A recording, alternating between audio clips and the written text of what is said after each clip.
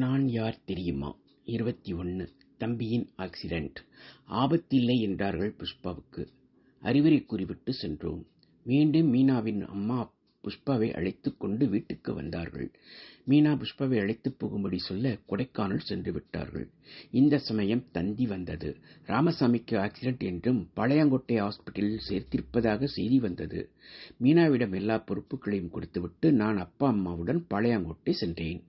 மிஷினில் வேலை செய்யும் போது வலது கையை மிஷின் இழுத்துக்கொள்ள மேற்கை எலும்பு இரண்டாக உடைந்து விட்டது.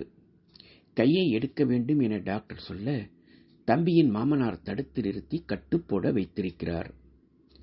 விவரத்தை தெரிந்து கொண்ட நான் டாக்டரை சந்தித்தேன். 2 மாதம் ஹாஸ்பிட்டலில் தங்க வேண்டும் என்றார்.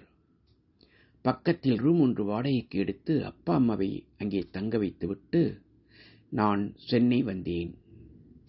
மீனா இப்போது மறுபடியும் 2 வீட்டையும் கவனிக்க ஆரம்பித்தாள். குடும்பம் ஒற்றுமையாக இருந்தது. அன்று மாங்காடு கோவில் சென்று வந்தோம். மீனா என்னிடம் தான் மாசமாக இருப்பதை சொன்னாள். ஹாஸ்பிட்டல் சென்று வந்தோம். கவனமாக கவனித்துக் கொள்கின்றேன். 1 மாதம் மட்டும் அப்பா அம்மா தங்கி தம்பியை கவனித்தார்கள். அப்புறம் பிகேபுரம் வீட்டுக்கு மாமனார் அழைத்து போய்விட்டார். அப்பா அம்மா சென்னை வந்தார்கள். மதுராந்தகத்தில் புதிய வேலை ஆரம்பித்தேன். பெரிய கான்ட்ராக்ட் தான். நிறைய பேர் வேலை செய்தார்கள். ஊரிலிருந்து சங்கர அண்ணன், அத்தான் மகன் ஆதிமலம் என குடும்பத்தில் அனைவரும் வந்தார்கள். கோபிக்கு 3 வயது. புத்ரா ஸ்கூலில் எல்கேஜியில் சேர்த்தேன். அப்பாதான் சைக்கிள் கூட்டி வருவார். நான் வீட்டில் இருக்கும்போது எழுத படிக்க கற்றுக் கொடுப்பேன். மற்ற நேரங்களில் பாரு கற்றுக் கொடுப்பாள். ஒரு நாள் கோபி எழுதி கொண்டிருக்கும்போது ரப்பரை மூக்கில் நுழைக்க வெளியே எடுக்க முடியவில்லை. பின் டாக்டரிடம் செல்ல டாக்டர் அதை எடுத்தார். கண்ணாவுக்கு ரிசல்ட் வந்தது. வெயில் என்றதும் வீட்டுக்கு வரவில்லை. மீனாதான் சமாதானப்படுத்தி அழைத்து வந்தாள். அம்மா 2 வீடு வேண்டாம், ஒரே வீட்டில் இருக்கலாம் என்றார்கள்.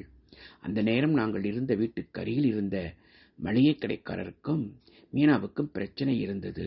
அதனால் பெரிய வீடு பார்த்தேன். அகிலன் வீட்டில் கிரவுண்ட் ஃப்ளோர் பெரிய வீடாக இருந்தது. 2 வீட்டையும் காலி செய்துவிட்டு அங்கே மாறினோம். வீட்டுக்கு டேப் ரெக்கார்டர், டிவி, மிக்சி என வேண்டிய பொருட்களை வாங்கி கொடுத்தேன். கொடைக்கானில் ஒரு வேலை கிடைத்தது. அங்கே எஸ்ஓ சத்தியமூர்த்தியுடன் சென்று வந்தேன். அடுத்து பில் வேலை. கோபி ஸ்கூல் போவதால் கோபியை அப்பா அம்மாவுடன் விட்டுவிட்டு நான், மீனா, சரோ, பிரியாவுடன் கொடைக்கானல் சென்றேன். சத்தியமூர்த்தி பில் வேலை முடிந்ததும் எங்களுடன் சைட் சீயிங் வந்தார். போட்டிங் பார்க் சென்றோம். குறிஞ்சி ஆண்டவர் கோயில் சென்று வழிபட்டோம். நிறைய போட்டோக்கள் எடுத்தோம்.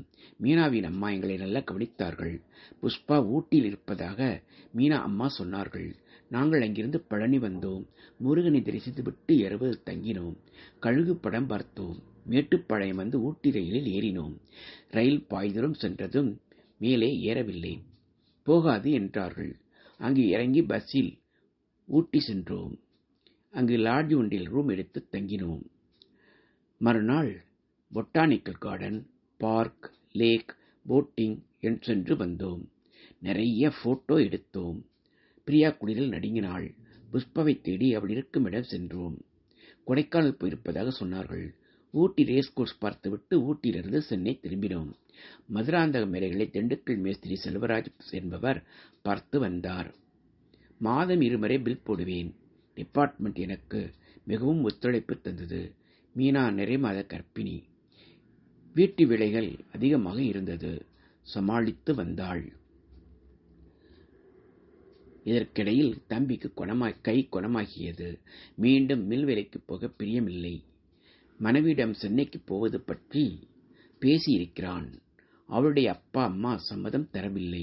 தம்பியோ பிடிவாதம் செய்ய முடிவில் வேம்பு வீட்டில் இருந்த துத்தநாகத்தை சாப்பிட்டு விட்டாள். அருகிலுள்ள மருத்துவரிடம் காட்ட மருந்து கொடுத்து காப்பாற்றி இருக்கிறார்கள். ஆனாலும் 3வது நாள் அவள் உயிர் பிரிந்தது.